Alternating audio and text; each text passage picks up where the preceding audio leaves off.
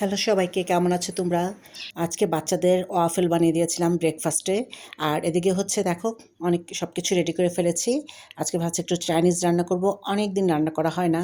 আর জানো তো, এই কোরবানি ঈদের পরের থেকে মাংস খেতে খেতে আর মাছ মাংস মানে একই ধরনের খাবার খেতে খেতে ভালো লাগছিল না। তো বিরিয়ানি টিরিয়ানি তো খেতে ইচ্ছে করছিল না, তো ভাবলাম যে একটু চাইনিজ আইটেম কিছু করি, ভালো লাগবে। আর চাইনিজ খাবারটা আমাদের বাসার সবাই খুব পছন্দ করে। আজকে কিন্তু তোমাদের সাথে আমি কোনো রেসিপি শেয়ার করব না। রেসিপি শেয়ার করতে গেলে ভিডিওটা অনেক বড় হয়ে যায়। তো আজকে আমি মেনুতে রেখেছি ফ্রাইড রাইস থাকছে, ভেজিটেবল, দেন চিকেন ফ্রাই, খুবই সিম্পলের ভিতরে করে ফেলবো। সিজলিং বিফ করতে চেয়েছিলাম, কিন্তু দেখছি যে না, অনেক বেলা হয়ে যাচ্ছে। আর এই চাইনিজ রান্না করতে গেলে প্রিপারেশনটা কিন্তু অনেকটা সময় নিয়ে করতে হয়, দেন রান্না করতে খুব একটা সময় লাগে না। আচ্ছা, আমার করা ভিডিওগুলো তোমরা দেখছো, সুন্দর সুন্দর কমেন্টস করছো, আমার বেশ ভালো লাগছে। আর জানো তো, তোমরা কে কোথা থেকে আমার ভিডিওগুলো দেখো, কমেন্টস করে জানাতে পারো, তাহলে আরও ভালো লাগবে।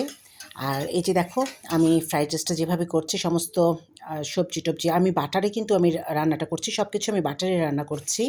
তো এখানে সবজি দিয়ে প্রথমে আদা কুচি, রসুন কুচি দিয়ে সমস্ত সবজিগুলো, কাঁচামরিচ দিয়েছি, সবজি দিয়েছি। তারপর হচ্ছে soya sauce, oyster sauce and chilli sauce দিয়ে যখন সব কিছু ভাজা ভাজা হয়েছে, সাথে দিয়েছি চিকেন, দিয়েছি প্রন, দিয়েছি, তারপরে যে রাইসটা দিয়ে দিলাম। তো এইভাবেই তো ফ্রাইড রাইসটা। তারপর তো ভেজিটেবলটা দেখলে করে ফেললাম। ভেজিটেবলও ঠিক সেভাবে বাটার দিয়ে করেছি। মাঝখানে একটু রেস্ট নিয়ে একটু ট্যাঙ্ক খেয়ে নিলাম, যেহেতু প্রচুর গরম পড়েছে। এই যে দেখা, এক এক করে আমার সব রান্না হয়ে গেছে। আসলে যত তাড়াতাড়ি তোমাদের সাথে আমি রান্নাটা শেয়ার করলাম, তত তাড়াতাড়ি কিন্তু রান্নাটা হয়নি, তাই না, কি বলো?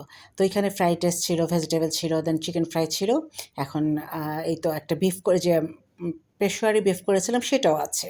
আর শাওয়ারে যাওয়ার আগে কিছু পুঁইশাক এনেছিল এর আগের দিন, সেটা ডাল রেখেছিলাম, সেটা আমি এখন বুনে দিচ্ছি।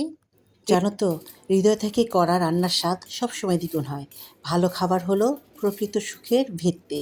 আমি সবসময় চেষ্টা করি আমার পরিবারকে মজার মজার রান্না করে খাওয়াতে। ঘুরে বেড়ানো, ঘর সাজানো, নিজেকে সাজানো, তার পাশাপাশি রান্নাটাও আমার অনেক বড় একটা হবি। আমি সবসময় চেষ্টা করি যে ইউটিউবে বা যে কোনো জায়গায় নতুন কোনো রেসিপি দেখলে, কোথাও খেলে কোনো একটা আইটেম ভালো লাগলে, সেটা কিন্তু আমি বাসায় এসে ট্রাই করি, রেসিপিটা জেনে আসি।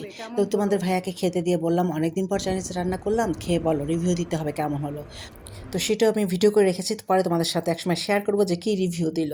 আর এদিকে দেখো, তোমাদের ভাইয়া একটা ডাল কীভাবে রেখেছে পানিতে, এটা আস্তে শিকড় হবে, দেন আমি পরে রিপোর্টিং করব।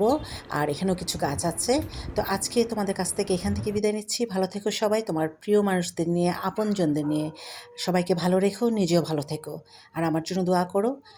ভিডিওটি ভালো লাগলে লাইক, কমেন্ট, শেয়ার করে দিও। আল্লাহ হাফেজ, টাটা। আমার বেলা যে যায় সাজ বেলাতে, তোমার সুরে সুরে সুর মেলাতে।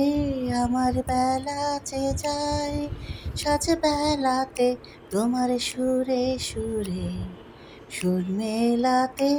আমার বেলা যে যায়।